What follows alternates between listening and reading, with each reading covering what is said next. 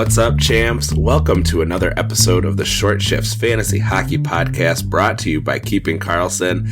I'm your host, Louis Ezekiel. Joining me tonight, my pal and yours, Jeremy Versillo. Jeremy, how are you doing on this fine Thursday evening? Doing great, Louis. I'm excited that we have hockey games back in bulk. I was getting a little bit of withdrawal with the very light schedule leading into the All-Star break. And while I enjoyed the All-Star festivities, it's about time to get into the playoff push. Yeah, absolutely. I'm psyched to do a show with you. I feel like you and I have not been paired together in a minute.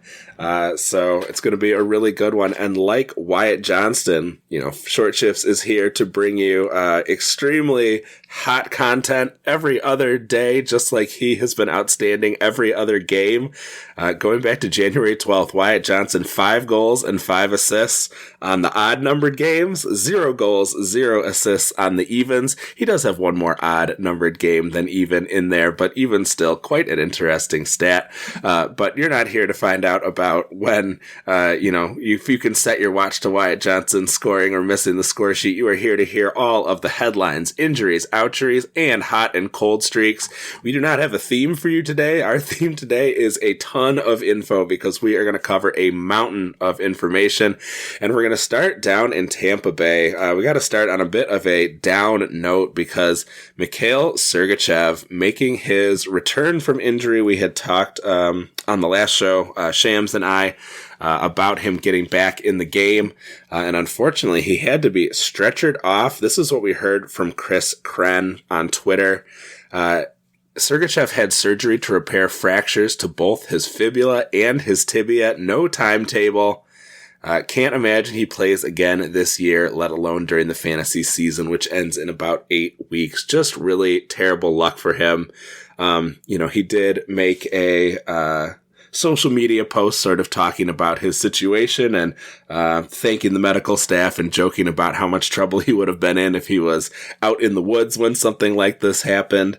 But, just really unfortunate for him, taking a dispassionate fantasy hockey approach. Probably good news for Victor Hedman, who will not have Sergachev looking over his shoulder for power play time, although there hasn't been a lot of that.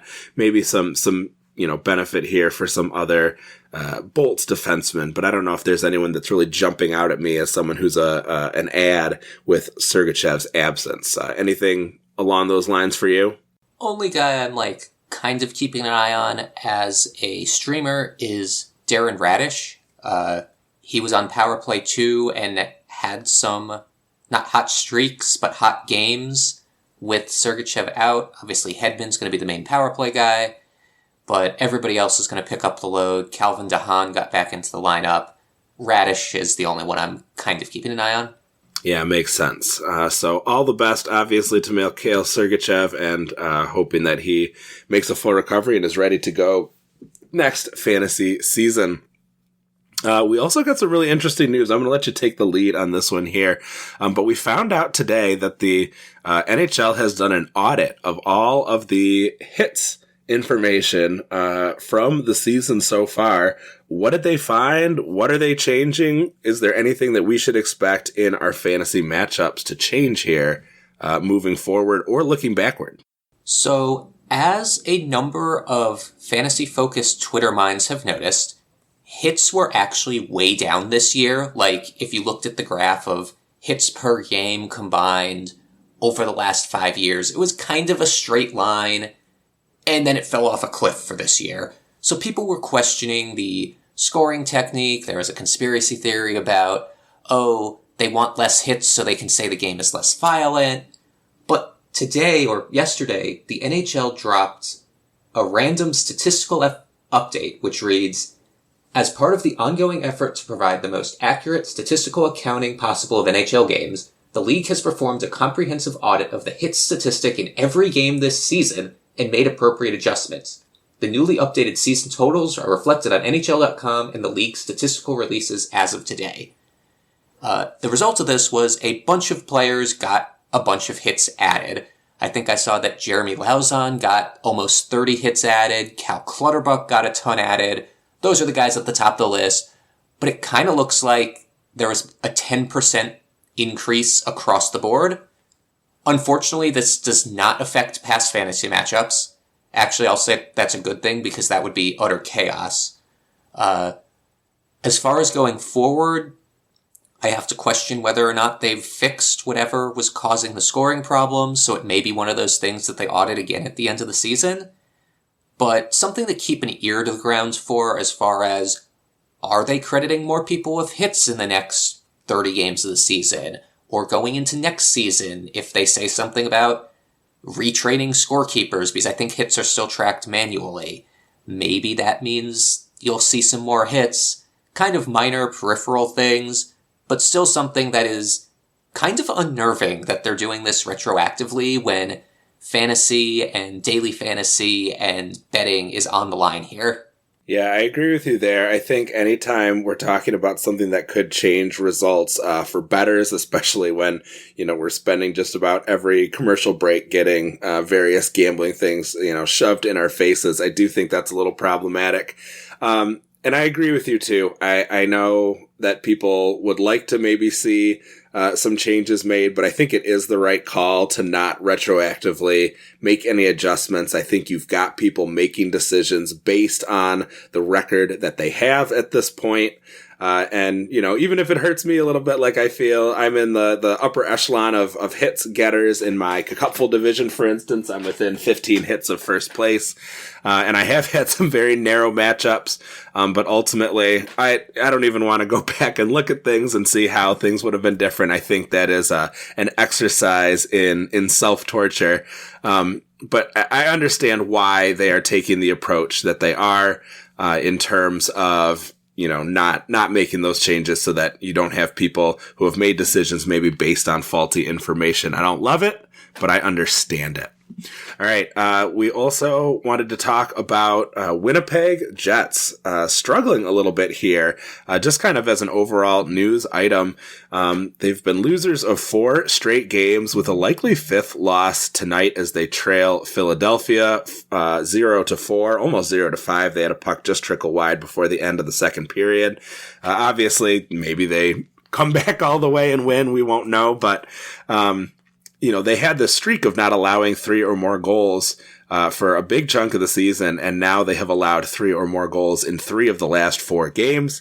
A lot of this has been on Hellebuyck, who may be feeling a bit overworked after years and years of 50 and 60 game seasons.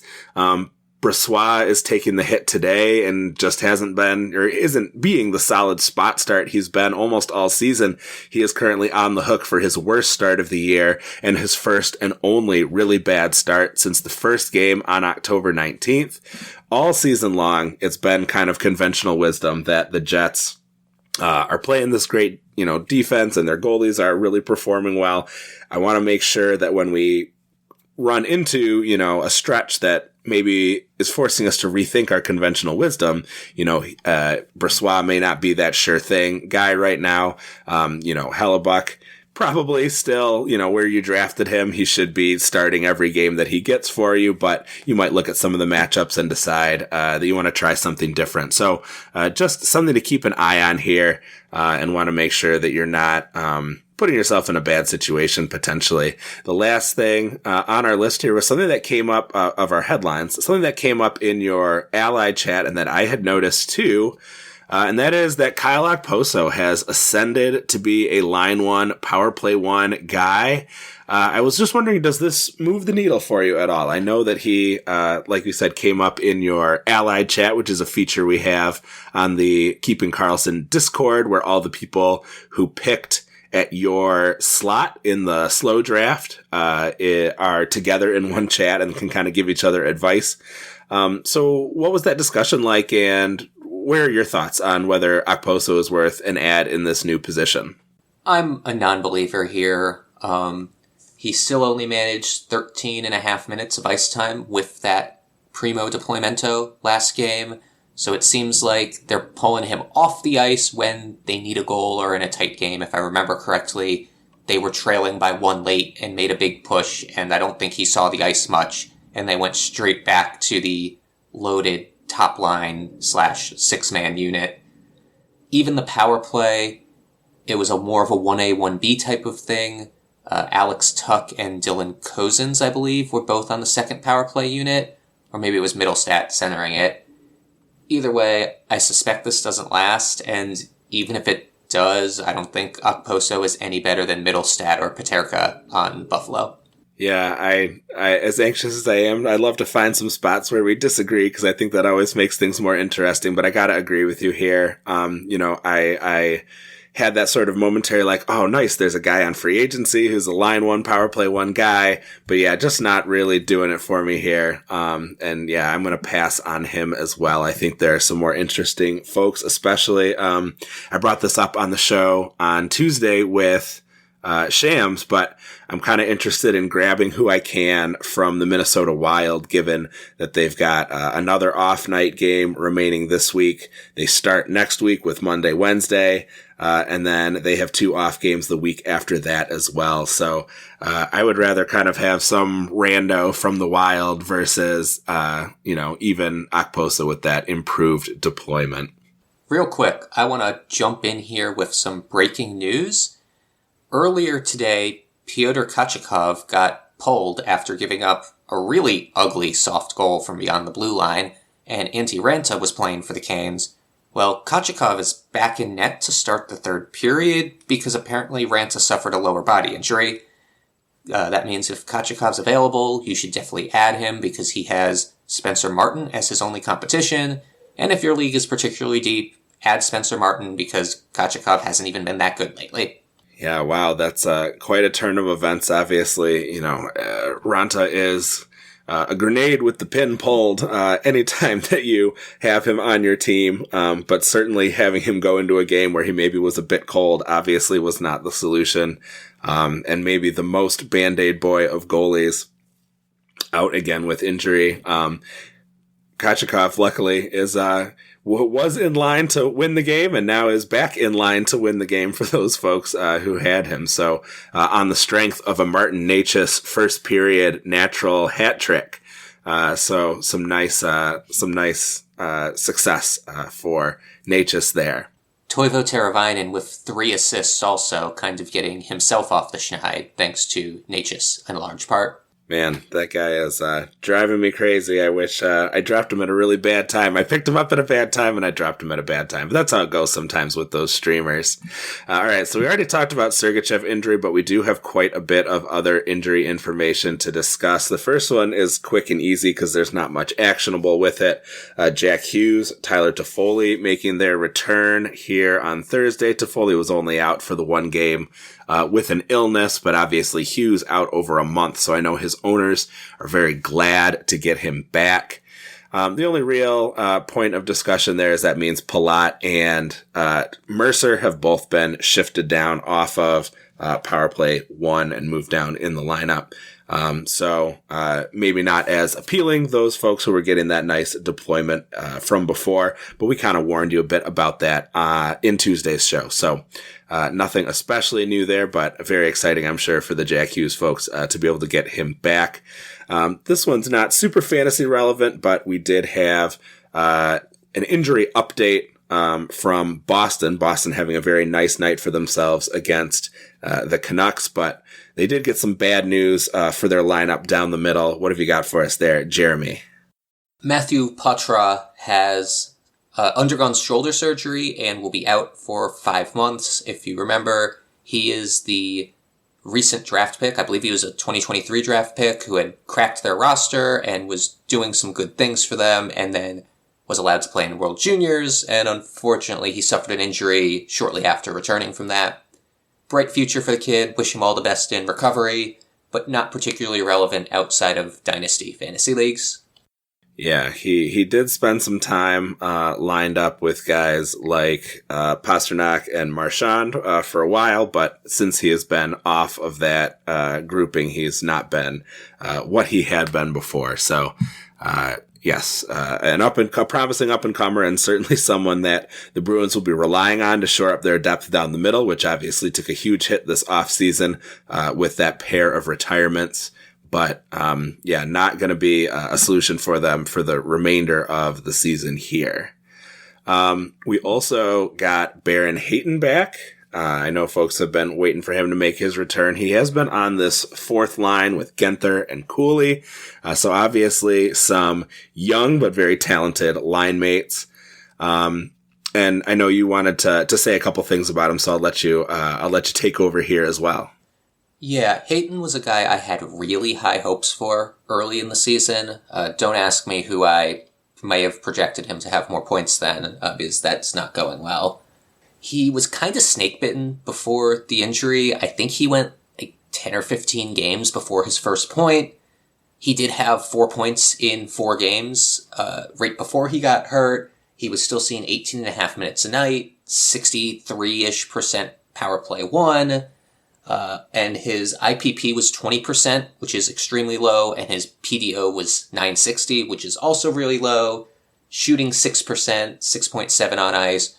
So he was like the classic 20-game sample size of someone that will get better, maybe not take that elite step that a couple people, including myself, thought he was jumping for. Another thing with him is Arizona has a great schedule next week. Monday, Wednesday, Friday, Sunday, the Dave Betton Streamagami. So if you get a chance to add him, if your matchup is decided, or if you can fit him for the Saturday game, I'd be adding him and seeing what happens in those first 4 games, and if he goes back to that top line center type deployment. Yeah, I think that could be really a great opportunity. Unfortunately for Arizona, they are off to a very rough start. We're only a minute 17 into the game, and it is 2-0 Vegas. I won't shed too many tears. My opponent started Connor Ingram, so all the best, obviously, to him outside of our matches. But I will happily take that for a start. Another couple injury updates. Scott Perunovich and Justin Faulk are both listed as week to week. This does open the door for some more opportunity for Torey, Krug, and Colton Parayko. Of the two, I think I'm a little more interested in Parayko just because I think this does represent more of like a move up in the lineup opportunity. You know, Krug has pretty consistently been getting time with one of the power play units. So I don't see it as being necessarily a big difference. Parayko's been playing quite nicely lately. This should allow him to kind of continue to play well here, or at least have the opportunity to continue to play well. And then one last one. This is not an official ouchery yet, but it is kind of something to keep your eye on as a future ouchery. Tell us a little bit about this story out of LA. Viktor Arvidsson practiced with the main group today, which is kind of a nebulous term. I do not know if he had a non-contact jersey still, or if he was taking line rushes, but the coach had implied that they were hoping to have him back for the road trip, which starts on either Monday or Tuesday next week for a 4-game week. He hasn't played at all this year, so he may be a bit rusty. I have no clue where he's going to slot into the lineup, but with LA struggling, they may lean on his tenacity and his shooting to kind of try to get them going. I'd be looking to stash Arvidsson if you have the chance. Yeah, definitely like that opportunity for Arvidsson, who has shown himself to be a real fantasy contributor, especially when he is shooting. And it's not, we've seen some times where that has kind of fallen off, but that's one thing that he's known for, as being a really consistent shooter. All right. We are going to take a quick break here. On the other side, we have just a ton of hot and cold streaks. I can't wait to dive into them. We'll get there shortly. You're listening to Short Shifts.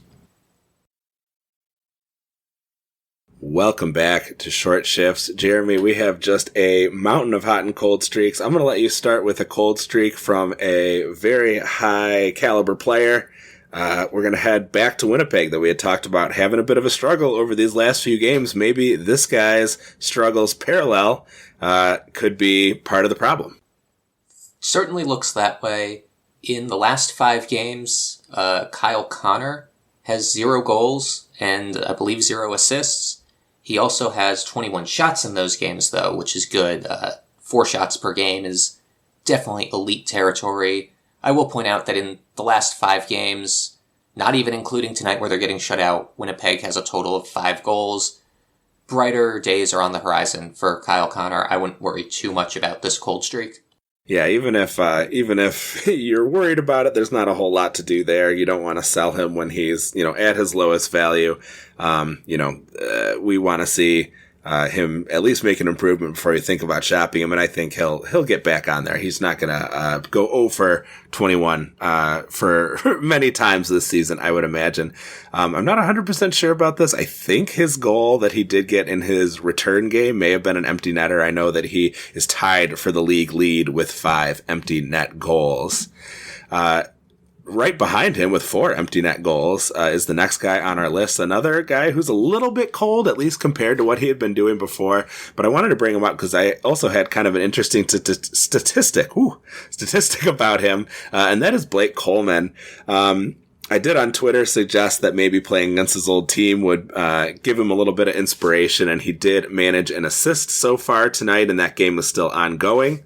As the Flames take on the Devils. Another goal for Andrei Kuzmenko in there, by the way. But Coleman now has maintained his streak. He has not gone 3 games without a point since November 4th. So he has been remarkably consistent, especially for someone that you likely were able to get off of the waiver wire. But I am a little more worried that with Huberdeau heating up a bit, we're not seeing as much consistent scoring from that sort of, I don't know what you want to call it, the second or third line with Backlund and Mangiapane and Coleman, the way he was earlier in the season. Still definitely found money if you got him like free agency, but, not necessarily someone who you want to stay in love with if he starts to fall off. Glad to see that assist, but we're still looking at only 3 assists, I think, in the past 7 games. So, yeah, he hasn't gone 3 games without a point, but he's been getting awfully close here, much more consistently than he was earlier in the season. So we'll keep an eye on him. You're not snoozing if you're holding him, obviously, but he could move into that territory, and you don't want to just fall in love with what he's done for you to this point and then never let him go if things start to turn off for him. And then we're going to head to the blue paint for the next cold streak that you wanted to talk about here. Charlie Lindgren, who had appeared to take the reins in Washington, may have given them right back to Darcy Kuemper. On Tuesday, he was pulled after allowing 3 goals on 9 shots in just 13 minutes. Kuemper is starting today, Thursday, and is in a 2-2 game against the Panthers in the third period, and looking at Money Puck, which is my favorite XG model, it is mostly because of Kuemper that the Capitals are in this game. Lindgren additionally had allowed 5 and 6 goals against in his last 2 starts, and you have to go back to January 14th, 6 starts ago, before his goals saved above expected was positive in a game. Granted, Kuemper hasn't been that great either, today notwithstanding, and they'll split the Saturday-Sunday back-to-back. But if you're holding Charlie Lindgren, expecting him to start 2 out of every 3 games, as he was before the All-Star break, I can't imagine that's happening anymore. Yeah, I think this is one of those kind of Jari Nedeljkovic sort of situations, which has become kind of our standard goalies in competition sort of statements, where you want to just sort of keep an eye on how they are doing relative to one another and try to base your guess, on that. This Saturday-Sunday split, I think, will be revealing for what we could expect next week, even if it's not necessarily an indication of what the long term might look like moving forward. All right, well, going from a cold goalie, we got to talk about a hot goalie. Shams and I discussed him a little bit in the headlines section on Tuesday, but Jonathan Quick did indeed get another start in a row. He now has 3 straight starts, all wins, and has allowed 4 total goals against in those games. He is rounding into form at a very convenient time for him, but I imagine a difficult situation for the drafters of Shesterkin, watching some of his starts get gobbled up here. Maybe this is what Shesterkin needs, is a little bit of a break and a little bit of some competition. So we might be able to see him get back. I would not be surprised to see him start the next game. And I know you want to bring something up here as well. Maybe it's not just the drafters of Shesterkin, but before the All-Star break, my current opponent traded Shesterkin to me and has since picked up quick. So I have exactly 0 points from Shesterkin this week, and he has gotten 2 fantastic starts from quick. It's the galaxy brain move there, I tell you. My goodness. Yeah, you couldn't have necessarily expected it turning out like that. Wow, that's quite the turnaround. I hope that it doesn't, I know that of all of the Short Shifts podcast hosts, you are in the best playoff position. So my sympathy is a little bit limited, and I hope that it doesn't turn out too badly for you moving forward. I hope that, he finds his stride here in a little bit. The next card for a cold streak, you seem to have listed an entire team. I do want to put an asterisk there. There is a player, and I think you have him on the notes, who is playing well for this group. But, yeah, let's check out this team-wide cold streak. Is it kind of cheating to put the Chicago Blackhawks on a cold streak? They've been toothless ever since Bedard got hurt. That includes their last 11 games, in which they have a total of 11 goals. I think this is not the first such streak this year they've been on of a goal per game. The one player who's been playing really well, actually, though, is Petr Mrazek. He's been receiving volume starts, and he has not given up more than 3 goals in his last 10 starts, often getting peppered with pucks. So he's an option if he's available in any of your leagues. Outside of him, though, and obviously the IR-bound Connor Bedard, is there any Blackhawk that's worth owning? I have 2 possibilities, but even those, I'm like, eh? Yeah, I think even the ones that you might bring up are a little bit marginal. But yeah, please go ahead. I wanna hear your recommendations here. Jared Tinordi has been getting a ton of hits and blocks, and also penalty minutes in the form of fights, if your league counts that. Kind of a non-Cupful answer, because I personally do not feel big hitters are valuable in Cupful because of the value of hits, but there are other leagues that value hits a bit more and also value penalty minutes, so he'd be useful there. And similarly, Nick Foligno is possibly the only guy who looks like he's doing anything on offense. He's shooting quite a bit, hitting occasionally, and has scored like 2 goals in the last 5 games, which is pretty good when the team's only scoring once per game. Yeah, absolutely. And we got a lot of Foligno action in that otherwise not very fantasy relevant Chicago and Minnesota game that we had. I had some high hopes. I talked about maybe Ryan Hartman having a chance to kind of go off a bit in this game against Chicago. But no, none of the big names really did a whole lot in that game. Still got a great schedule, so a good piece remains to be seen. I just wanted to circle back to something that we mentioned before.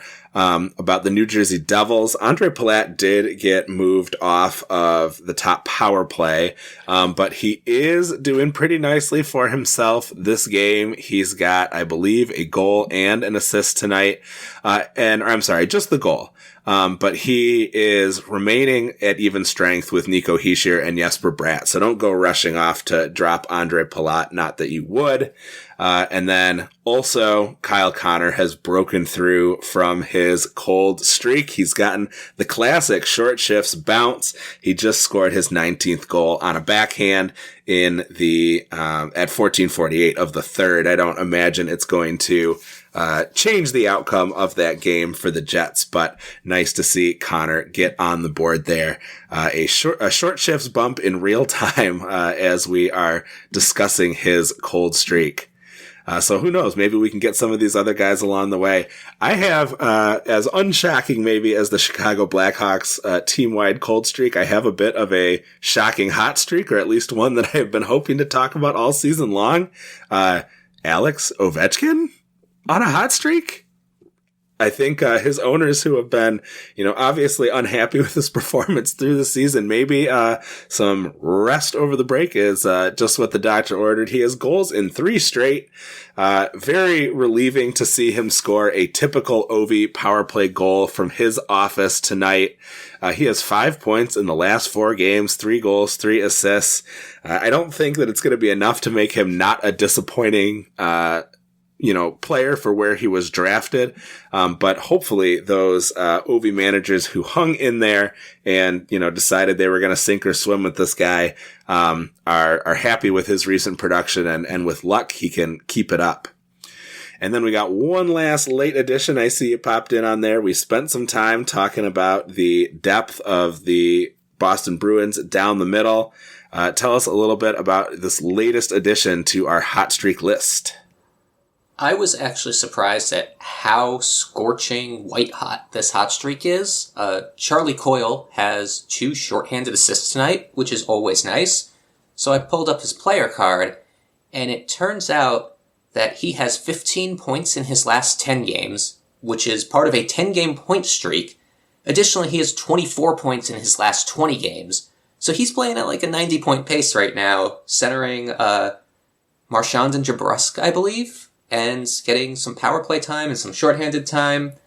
Kind of incredible for a guy that is generally maligned as a good real life but not a good fantasy player. Yeah, wow, I never would have guessed on those numbers. That's really outstanding. And he's inching towards, not point per game, but that wow. I'm just looking at this player card now. He hasn't had a game without a point in ages, just like you said. And those 2 shorthanded points are worth a ton if you count them because they are so rare. So Charlie Coyle, I guess he's 62% rostered on Yahoo. So people have gotten the message on him. A bit of a blind spot for me there, but yeah, very exciting. And I'm glad you brought him up here to close the show. Jeremy, this has got to be up there on the number of players mentioned per minute. We got a ton of content covered here. Thank you so much for joining me. It was really fun to get to chat.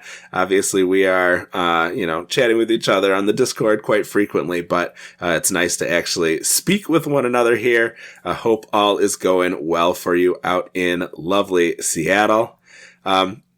And yeah, thanks everybody for joining us. If you listen to the show, we really appreciate it. Thank you for listening. Thank you for downloading. You can give us a follow at Short Shifts KK. Brian and Elon, of course, are found at Keeping Carlson. Please use Game Day Tweets to get all the best information from Twitter, sortable by team, by goalie starts, by you can search by player name. There's so many useful tools there. It's really an outstanding way to find all the latest information from the beat writers. Elon and Shams do such a great job keeping all that stuff up to date. Please visit that site and the other great sites we use to research our episodes with at Yahoo, Frozen Tools, and Natural Stat Trick. Our intro and outro music was created by Pat Roach, and until we see you next time, play smart and keep your shifts short.